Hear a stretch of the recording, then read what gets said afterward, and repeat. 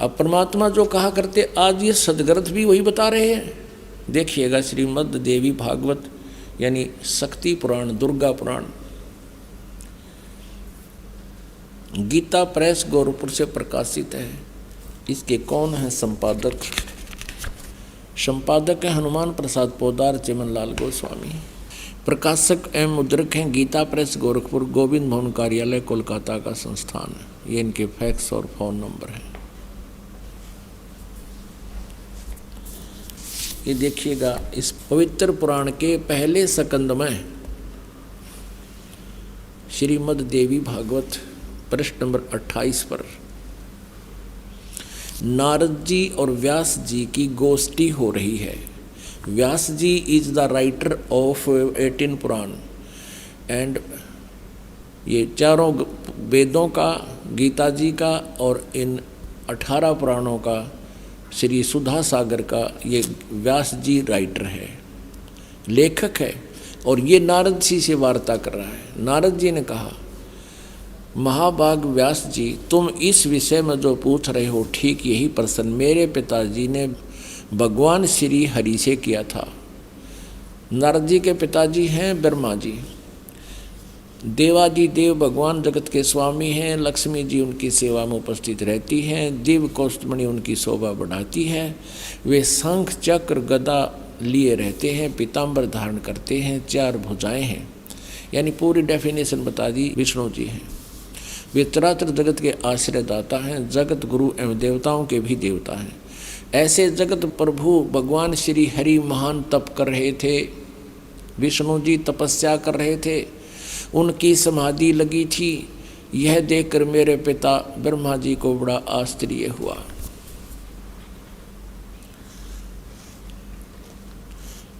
अतः उन्होंने उनसे यानी ब्रह्मा जी ने विष्णु जी से जानने की इच्छा प्रकट की। ब्रह्मा जी ने पूछा, प्रभु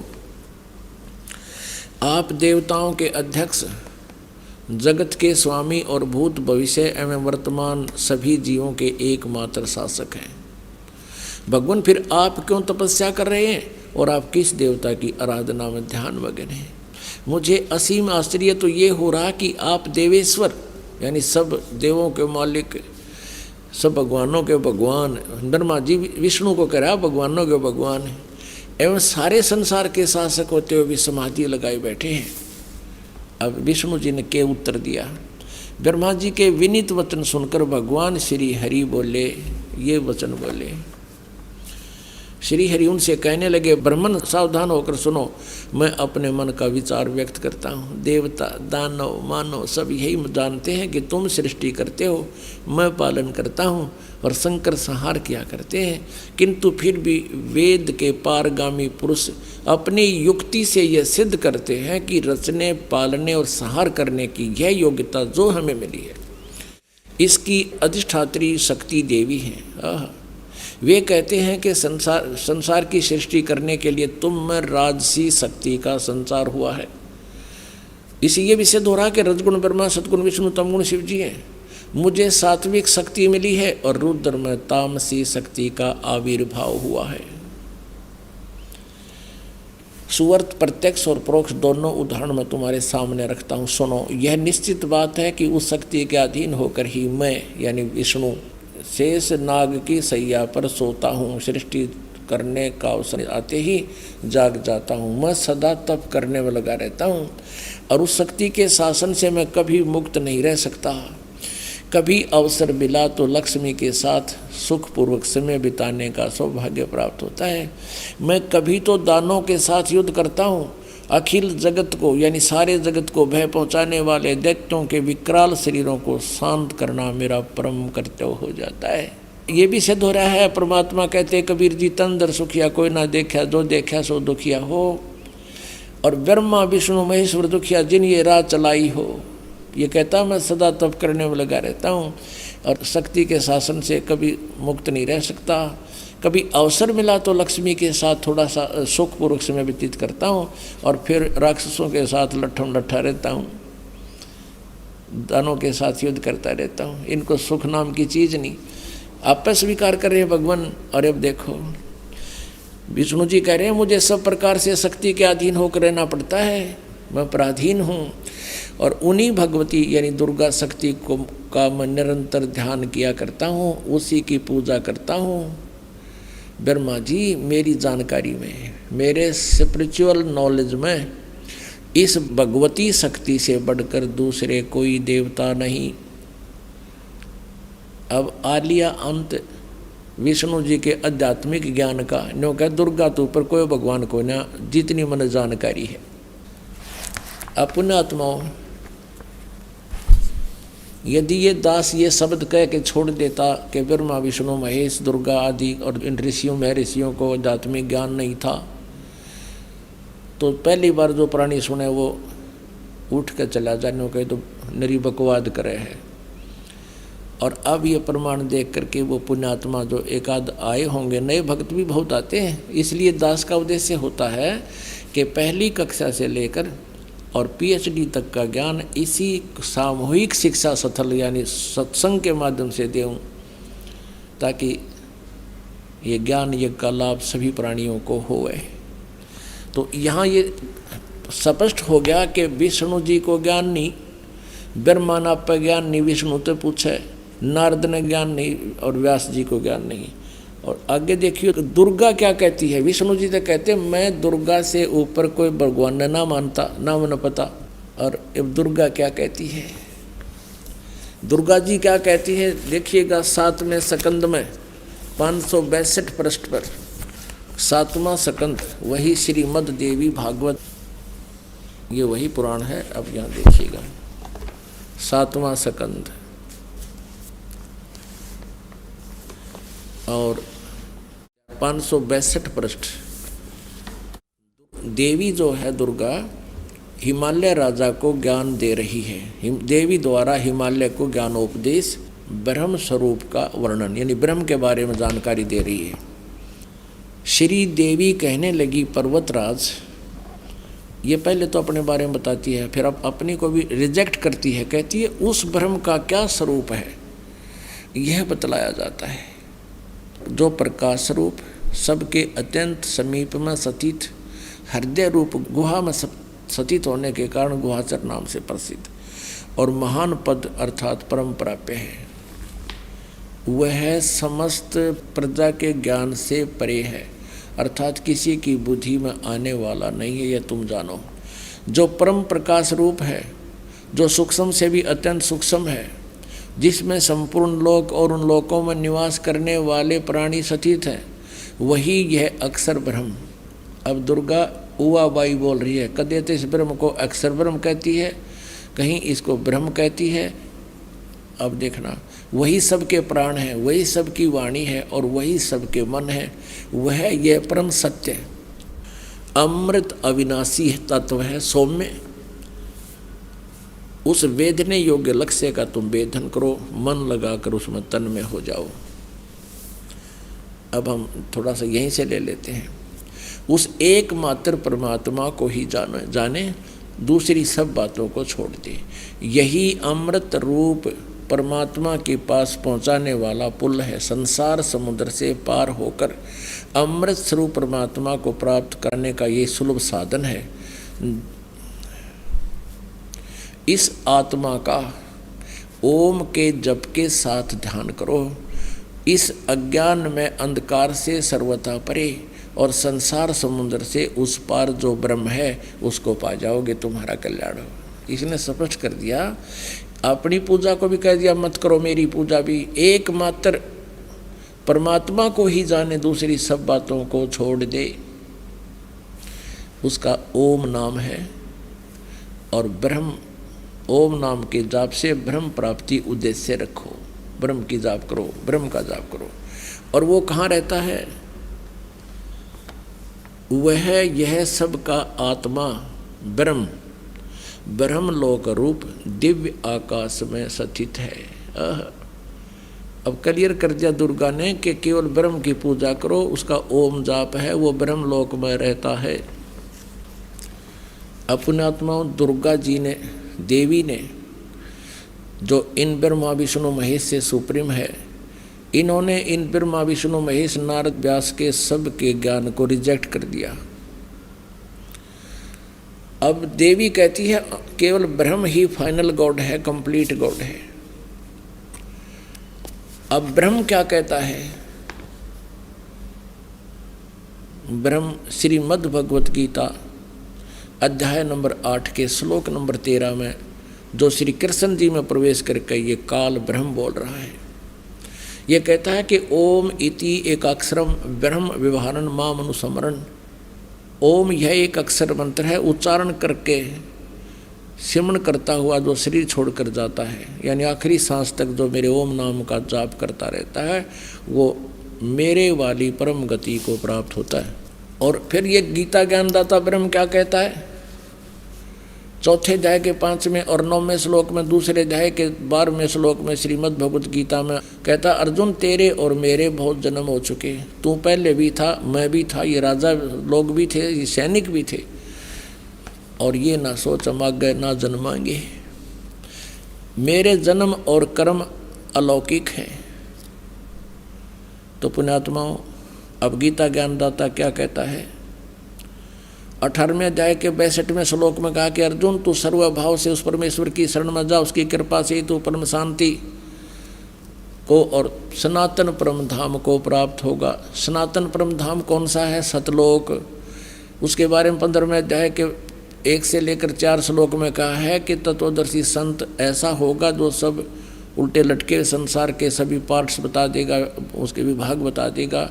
उसके पश्चात उस परम पद परमेश्वर की खोज करनी चाहिए, जहाँ जाने के बाद फिर साधक कभी लौटकर संसार में वापस नहीं आता, अर्थात उसको पूर्ण मोक्ष हो जाता है। इससे सिद्ध है कि गीता ज्ञान दाता ब्रह्म से भी ऊपर कोई सुप्रीम पावर है, और वो परम अक्षर ब्रह्म है। उसका अभी आपको उल्लेख बताया था 8वें अध्याय के प्रथम श्लोक में। अर्जुन ने पूछा था कि 7वें अध्याय के 29वें श्लोक में जिस तत्ब्रह्म के बारे में आपने बताया वो किम तत्ब्रह्म, 8वें अध्याय के 3रे श्लोक में कहा कि वो परम अक्षर ब्रह्म है। तो इसे सिद्ध हो गया कि ना ब्रह्मा ने ज्ञान, ना विष्णु ने ज्ञान, ना शिव ने ज्ञान, क्योंकि ब्रह्मा और विष्णु शिव एक ही सत्र का ज्ञान रखते हैं। और ना दुर्गा को कंप्लीट ज्ञान, वो ब्रह्म को फाइनल बता रही है, और ब्रह्म कहता है मेरे और तेरे तो बहुत जन्म हो गए, जन्म मृत्यु सदा ये दुख बना रहेगा, परम शांति नहीं हो सकती। यदि तूने मेरी शरण में रहना है तो उठा लठ और कर युद्ध, ऐसा यहाँ करना ही पड़ेगा। और तुझे परम शांति चाहिए तो उस परमेश्वर की शरण में जा, ये फाइनल कर दिया। अब आपको दिखाते हैं कि सतयुग के ब्राह्मणों ने किसा वेद ज्ञान था। देखिएगा पुण्यात्माओं, सौभाग्य है आप जी का, आपको ये अमृत ज्ञान सुनने को मिल रहा है। सौभाग्य आपका, आपको ये अमृत ज्ञान सुनने को और देखने को मिल रहा है। ये छठा स्कंद संक्षिप्त देवी भागवत 414 पृष्ठ पे जन्मेजय ने पूछा, महाभाग किस युग में कैसा धर्म का स्वरूप है, इस संपूर्ण विषय को विशेष रूप से बताने की कृपा कीजिए। व्यास जी बोले, राजन यह निश्चय है कि सतयुग में ब्राह्मण वेद के पूर्ण विद्वान थे। देखिए व्यास जी कह रहे हैं कि सतयुग में ब्राह्मण वेद के पूर्ण विद्वान थे, और उनके द्वारा निरंतर भगवती जगदम्बा यानी देवी का, दुर्गा की आराधना होती थी। भगवती का दर्शन करने के लिए उनका मन सदा ललायित रहता था। प्रत्येक गांव में शक्ति का मंदिर उद्घाटन हो, इस विषय की उनके मन में बड़ी उत्सुकता रहती थी। देवी की पूजा करा करते, वेद के विद्वान है तेरा गजब है। अरे नो कह ये सतयुग में ये मंदिर का लठी न कटवाए नकली ब्राह्मणा ने, ये काम बिगाड़ रखे सारा, अपने स्वार्थ बस अपने चेले बिठा दिए, उन्हें पूजा आने लगी, इनकी मौज माचगी। प्रत्येक गांव में शक्ति का मंदिर हो। अब यहाँ क्या बता, देखिए ये तो सतयुग के ब्राह्मणों की स्थिति। अब कलयुग के ब्राह्मणों की सती थी, और सुन लो इसी पवित्र पुराण में। धर्म की ये सती थी त्रेता में भी रही, परंतु कुछ ह्रास हो गया था। सतयुग की जो सती थी वह द्वापर में विशेष रूप से कम हो गई थी। राजन उन प्राचीन युगों में यानी सतयुग त्रेता द्वापर में जो राक्षस समझे जाते थे, वे कली में ब्राह्मण माने जाते हैं, कलयुग में, क्योंकि अब के ब्राह्मण प्राय पाखंड करने में तत्पर रहते हैं, दूसरों को ठगना, झूठ बोलना और वैदिक धर्म कर्म से अलग रहना कलयुगी ब्राह्मणों का स्वाभाविक गुण बन गया है। पुण्यात्माओं, परमेश्वर ने 600 वर्ष पहले कहा था, वेद पढ़े पर वेद न जाने, ये बाँचे पुराण 18, और पत्थर को ये पत्ते खुआवे, भूल गए सिरजनहारा। वेद पढ़े, भेद नहीं जाने, और ये बाँचे पुराण 18, और कह का पता नहीं, लेकिन पुराणों में क्या लिखा हुआ है। ब्रह्मा जी अजरो अमर हैं, सर्वेश्वर हैं, महेश्वर हैं, इनकी कोई माता पिता नहीं, यही समृद्ध शक्ति है, और ये जन्मते मरते नहीं। और पुराणों में लिखा है ये जन्मते और मरते हैं, इनका तो जन्म और मृत्यु होती है। यही अपनी देवी पुराण आपको स्पष्ट करेगी। पुणात्माओं, जब तक हम अपने उन पवित्र सदग्रंथों से स्वयं परिचित नहीं होंगे तो हमारे अंदर जो जमा हुआ ये युगों युगों का लोक वेद या दंत कथा अटे नहीं, और इसके हटे बिना भगवान की रुचि बढ़े नहीं तो हमारी इन्हीं में आस्था पड़ी रहेगी। तो दास का उद्देश्य यही है कि आपको रूबरू करा दूं ताकि आप प्रत्यक्ष प्रमाण देखकर भगवान को पहचान सकें और ज्ञान समझ सकें। और ज्ञान समझ में आ गया फिर तो ये परमात्मा की महिमा बच्चा बच्चा गाया करेगा। और कोई भी नो कहेगा कबीर इज गॉड, अब तेनों क्या छोड़ किसने कबीर गॉड बना दिया, देख लो भाई, सुन लो, युग उस कबीर दानक न भगवान बतावे। यानी 1000 लाख करोड़ आदमी ये कहने वाले मिलेंगे। और फिर क्या होगा, एक भी विरोध करनिया नहीं होगा। वो यूँ कहेंगे कि हाँ भाई भगवान कबीर इज गॉड। भाई कबीर तो परमात्मा थे, यही पूर्ण ब्रह्म थे। तो उस स्थिति में आने के बाद फिर हम केवल आप जी को परमात्मा के वो ज्ञान महिमा कोड वर्डों में भी सुनावांगे तो भी समझ में आवेगी आपके, और आनंद और अधिक होगा। तो उसके लिए ये खेत तैयार किया जा रहा है, ये फील्ड तैयार किया जा रहा है, सदग्रंथों को रूबरू किया जा रहा है। और जैसे बच्चा स्कूल जाता है और वहाँ 6 घंटे 7 घंटे तक वो क्लास में गर्मी सर्दी सब कुछ सहन करता हुआ और ज्ञान ग्रहण करता है, और लगभग 1 वर्ष में जाकर वो 1 कक्षा को उत्तीर्ण करने योग्य होता है,